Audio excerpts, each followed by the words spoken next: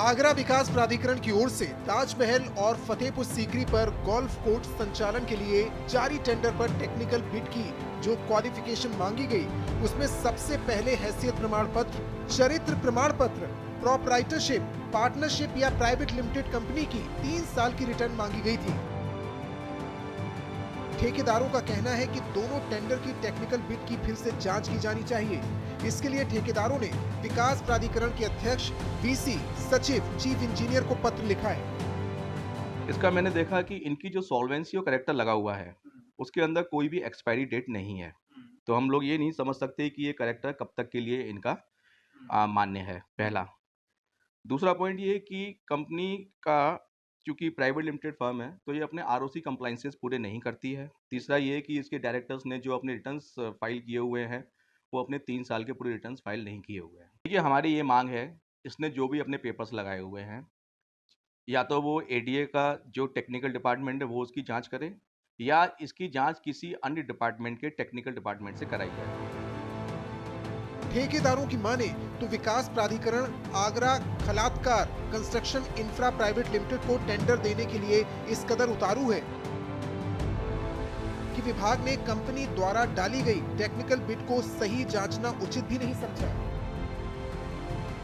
ठेकेदारों का आरोप है कि Khalatkar construction infra private limited company ने गाइडलाइंस का उल्लंघन किया है। उसकी तरफ से डाली गई टेक्निकल बिड में लगे हैसियत प्रमाण पत्र और चरित्र प्रमाण पत्र की वैधता का कोई साक्ष्य नहीं लिखा गया है,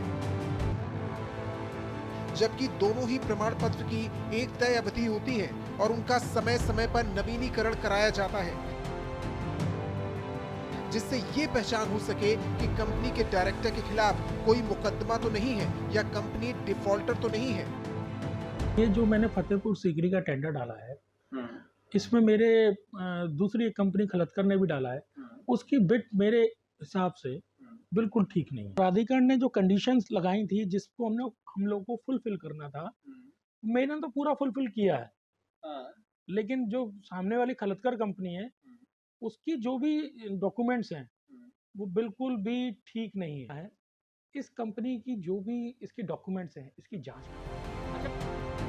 आरोप है कि कंपनी ने आरओसी की गाइडलाइन को पूरे किए बिना ही आगरा विकास प्राधिकरण के इस टेंडर में प्रक्रिया में हिस्सा लिया। आगरा विकास प्राधिकरण ने ताजमहल और फतेहपुर सीकरी पर गोल्फ कार्ट संचालन के लिए आरआरटीएस को इनवाइट किया। टेंडर नोटिफिकेशन जारी करते ही ये टेंडर नोटिफिकेशन शुरू से ही विवाद के घेरे में आने लगा। ठेकेदारों का कहना था कि टेंडर नोटिफिकेशन को आगरा विकास प्राधिकरण ने काफ़ी गोलमोल बनाया है कि आगरा में जो ताजमहल है या फतेहपुर सीकरी है, उसको देखने के लिए विदेशी पर्यटक आते हैं, बड़ी संख्या में पर्यटक आते हैं, और ऐसे में किसी फौज कंपनी को उसको टेंडर दे दिया जाए और वो आधे में ही छोड़कर इस टेंडर को भाग जाए तो लोगों को खासा दिक्कतों का सामना करना पड़ सकता है।